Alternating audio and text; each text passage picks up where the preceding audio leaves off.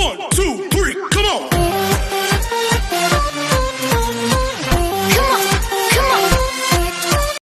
Hello beautiful people! Welcome back to my channel. This is your Mama Sam. Hello mga amigo, amiga, kumare at kumpare. Kamusta kayong lahat? Sana lahat po kayo ay okay at safe ngayong araw na to. At syempre kung ako naman ang tatanungin nyo, nakikita naman ninyo ang beauty ng Mama Sam ninyo, fresh overload pa rin, di ba? Ganyan talaga kapag umiinom ka ng maraming vitamin C at saka syempre kumakain ka ng maraming hotdog. Dahil sa hotdog, nakakaloka ang beauty ng Mama Sam ninyo. So yun, so kamusta naman kayo mga amigo, amiga, kumare at kumpare? Sana lahat kayo ay okay na okay at safe ngayong araw na to. So ang bilis ng araw, happy Friday po sa inyong lahat. Syempre masaya ako ngayong Friday dahil weekend na. At thanks God. Kaya lang medyo busy pa ako kasi andito pa si aking best friend na si Rona LB. And then, ayun. So, patapos na tayo sa buwan ng June at papasok na tayo sa buwan ng July. Are you excited? Ako sobrang excited ako syempre para sa July dahil syempre maraming ganap na magaganap. Andiyan dyan ang Binibining Pilipinas na talaga namang inaabangan ni Christine Ann Perez. Andiyan dyan din syempre ang Miss World na magaganap sa 19 ng July. And then of course, eto na, ang Miss Supranational. Mr. and Miss Supranational na talaga naman, oh my God, nakaka-excite. Tapos syempre, bukod doon, papasok na tayo sa buwan ng August at doon naman papasok naman ang Miss Charm. Are you excited guys? Kaya ako nakakaloka, no? Talagang papunta na tayo sa exciting moment. Pag nagsimula na yung Miss Charm, susunod dyan, syempre Miss Cosmo! And then of course, pag nag-Miss Cosmo, syempre Miss Grand. At pag nag-Miss Grand na, ayun na. Tuloy-tuloy na yan. So, Miss International, Miss Universe, Miss Intercontinental, hindi ko lang alam yung Miss World kung kailan. So, kaya talaga naman, dapat matuwa kayo at ma-excite sa mga susunod talaga ng mga mangyayari dito sa mundo ng pageantry. At kahit ako, na-excite na rin ako ng bonggang-bongga.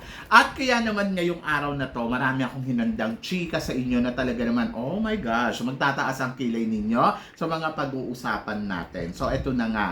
Miss Supranational, talagang palong-palo ba ang kandidata ng mga frontrunner dito o tingin mo maliligwak sila? So ako para sa akin, sa mga frontrunner, lagi naman natin ine-expect na may mga naliligwak tapos may mga surprising nang nananalo. So hindi napapasama ang pambato natin sa mga frontrunner kaya possible talaga mapabilang siya sa dark horse candidate. Si Alitea, dahil sa mga galawan niya dito, sa mga eksena niya na hindi pa ganun kaingay.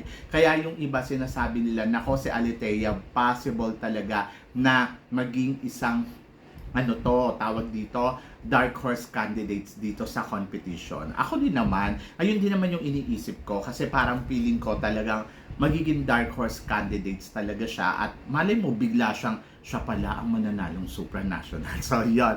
So maraming hindi naniniwala, maraming magtataas ang kilay, pero malay naman natin, di ba? Wala namang imposible. Lalo na kung may swerte siya sa gabi ng coronation night at sa kanya mapapunta ang corona, di ba? So yon, kaya abangan natin si Althea. Kaya guys, keep voting lang. So paano kayo boboto? Napakasimple. Mag-upload kayo ng Supra apps sa inyong phone and then hanapin niyo yung Supra Vote Pan. So yon, so hanapin niyo doon si Miss Philippines, di ba? At saka si Mr. Philippines. So yon, so boto na ninyo. And then of course, ito talaga medyo nakakaloka din to. Pambato ng Venezuela sa Mr. Supranational na si Marcos. Anong masasabi mo sa kanyang mukha na napakagwapo? Ay nako, syempre gusto ko itong jowain. Charot. So yan, napakagwapo talaga ni Mr. Supranational Venezuela. Ang ganda ng mata, ang ganda ng smile, ang ganda ng mukha, and then nakikita ko na possible din do talaga makaarangkada ng bonggang-bongga. Tangkod-tangkod pa ni Kuya, Diyos ko. Parang gusto ko nga magpa-jorba sa kanya ng bonggang-bongga. Charot, so yun. Nakakaloka ang kagwapuhan niya. So gusto ko si Mr. Supranational. Napaka-charm ng beauty na meron siya. And then, para sa akin, isa to sa mga inaabangan ko na gusto kong kumabog. At least si Mr. Venezuela, tunay na lalaki. Charot. So, yun. Hindi katulad ni nung kung sino yung ibang Mr. dyan. Ako, nagpapanggap na Mr. Miss pala. Charot. Nakakaloka. Nawindang ako. Kasi meron akong gustong-gustong kandidata na gustong-gusto ko talaga siya from the beginning. Pagkatapos naloka ako, ay, hindi pala siya Mr. Miss din pala siya. Charot. So, yun. Anyway, good luck. Good luck sa mga nagko-compete dito. At good luck sa mga pa-eksena ng mga Mr. Supranational. Sana makakabog. At isa din sa gusto kong pumasok talaga sa semifinals, itong si Mr. Laos. Gusto ko siya. Grabe. Ang gwapo-gwapo. Tapos, gusto ko din si Czech Republic. Gwapo din siya. So, yan. Kaya good luck sa mga kandidata natin. So, wish all the best. Diba? At para naman sa sumunod natin, chika, bagong Miss Puerto Rico. Kanina, kinoronahan na nga ang bagong Miss Puerto Rico. At talaga namang masasabi ko, oh my God, si Jennifer Colon. Dati siyang first runner-up sa Miss Universe Puerto Rico noong 2019 at ngayon ay nag-title na siya. She's 36 years old at may 3 siyang anak. Mama Sam, anong chika mo dito? Ang chika ko dito, good luck, charot. So, ang bongga, una, congratulations, syempre sa bagong Miss Puerto Rico. So, tagumpay siya. And then, pangalawa, so hindi ko alam kung makakaarangkada ba to ng bonggang-bongga, kung papansinin ba ang beauty niya sa Miss Universe, but nandoon ako na na-amaze ako sa kanya kasi sa kabila na 36 years old na siya, isipin mo na lang, ang lapit-lapit niya na sa 40, di ba? Pero ang ganda-ganda pa rin niya. So, yon, pagkamukha kaming dalawa, parehas kaming Diyosa. Oh, ganon. And then, plus nandoon na may 3 anak na siya, in fairness, pero ang sexy niya pa rin. Kung babalikan mo yung 2019 at 2009 at saka 2024 ay talagang masasabi ko naman na wow, grabe ha.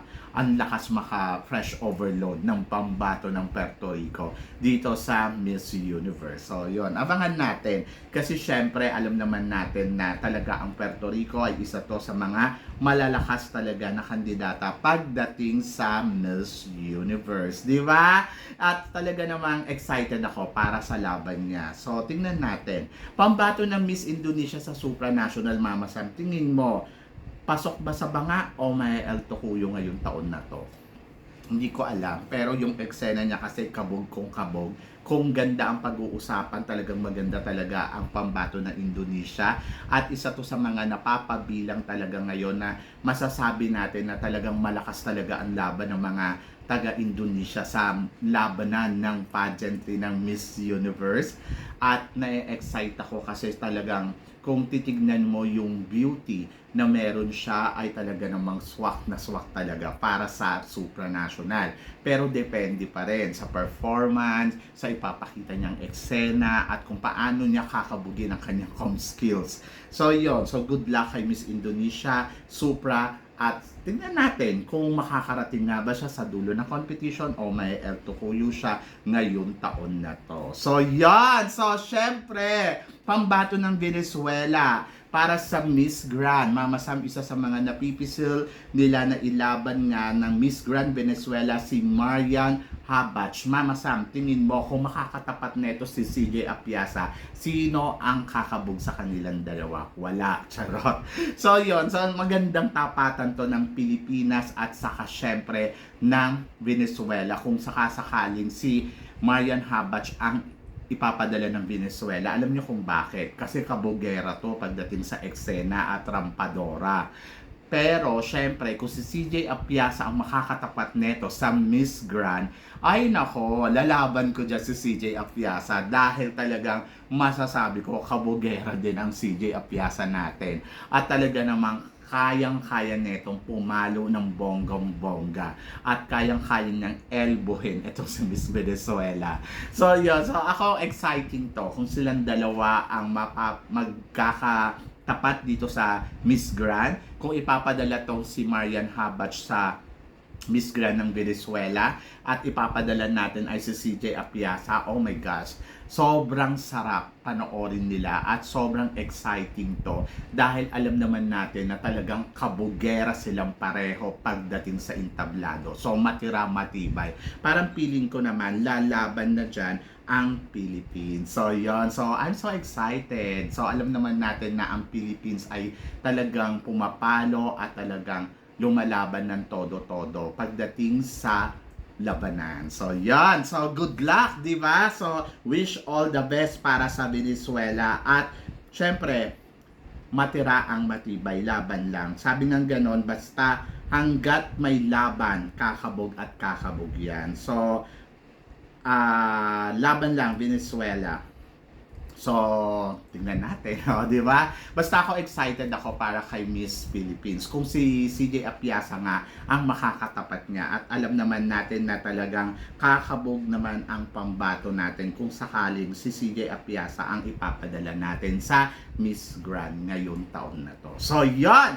At para naman sa sumunod na chika, Mama Sam, Miss Charm ng Venezuela, o speaking pa din, na talaga namang kabugera at Mama Sam, tingin mo, may laban ba to sa pambato natin na si Cyril Payumo o makakakabog ba si Cyril Payumo? Alam mo, sa totoo lang ako, mula dito ha, ito tulad nito sa Miss Charm.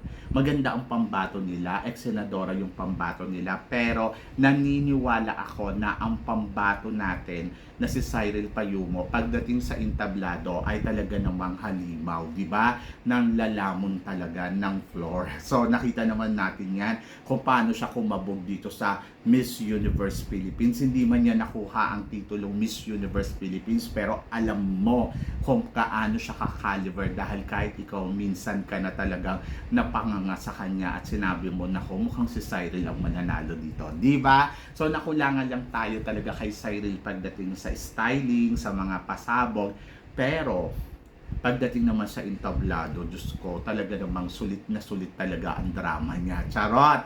At masasabi ko na itong si Cyril Payumo kayang makipagsabayan kahit kay Miss Venezuela pa. Dahil naniniwala ako sa performance level na ipinapakita ni Cyril Payumo pagdating dito sa entablado. At talagang kahit ako nasaksihan ko yan kung paano siya manlamon talaga ng floor. Talaga, oh my gosh, nakakaloka. O, di ba? At talagang masasabi ko, oh my God, humanda kayo. So, yan. At para naman sa sumunod na chika, syempre, Miss International Beauty. O, di ba? So, ang pambato ng Venezuela, Mama Sam, handang-handa na para sa laban niya sa Miss International. Tingin mo, Mama Sam, kaya-kaya netong kabugin ni Angelica Lopez. Oh my gosh. So talagang matindi. So magkakasubukan. Alam mo, sa totoo lang, kung ganda ang pag-uusapan, parang feeling ko yung beauty ni Angelica Lopez kayang makipagpukpukan, kayang makipagsabayan kay Miss Venezuela. At kung pag-uusapan naman yung kulay, eksena, iting, Diyos ko Lord, hindi magpapakabog syempre ang pambato ng Pilipinas kasi alam naman natin na talagang kabugera naman talaga etong pambato natin na si Angelica Lopez. At sabi ko nga, maraming frontrunner yan na pinataob dyan sa competition ng Miss Binibining Pilipinas nung nakaraang taon, at naniniwala ako na pagdating sa Miss International talagang pinaghahandaan niya. Nakikita naman natin na kada buwan talagang may pasabog siya sa social media, at parang feeling ko talagang piniprepare niya yung sarili niya para lang malagpasan yung narating ni Nicole Borromeo dito na naging third runner-up noong nakaraang taon. Syempre, ngayon nag-expect tayo na makikipagpukpukan at makikipagsabayan talaga si Angelica Lopez dito sa pambato ng Venezuela at kahit kanino pang kandidata dyan. So, good luck, di ba? So, yun! Kaya nakakaloka, sumasakit yung ulo ko kasi yung mga taga-Venezuela ngayon talaga namang umaariba sila ng bonggang-bongga, at kahit sa Miss Universe, malakas ang pambato ng Venezuela ngayon, ha? In fairness. Pero syempre, tignan natin sa actual pageant kung sino nga ba ang mag-shine like a diamond star, yung pambato pambato nga ba ng Pilipinas o yung pambato ng Venezuela. So tingnan natin mula sa Miss Charm, sa Miss Grand at saka sa Miss International. Isama mo pa ang Universe rather. Charot! So yun, so guys, ano guys ang masasabi ninyo dito sa mga pinag-uusapan natin ngayon? I-comment below mo yan para at least malaman ko naman kung ano naman ang chika mo sa mga tinatalakay natin ngayon. So yun guys, syempre maraming salamat sa inyong lahat sa suporta at pagmamahal na binibigay ninyo syempre dito sa channel ko. At sa mga hindi pa po nakaka-subscribe dyan, ano pang hinihintay ninyo? Please don't forget to click like and subscribe my channel at i-click na rin po ninyo ang notification bell para lagi kayong updated syempre sa aking mga chika. Sabi ng ganon, always keep smiling and always think positive. Walang imposible guys. Magtiwala tayo sa itaas. Kaya guys, hanggang dito na lang, hanggang sa muli nating chikahan. See you tomorrow. Thank you guys.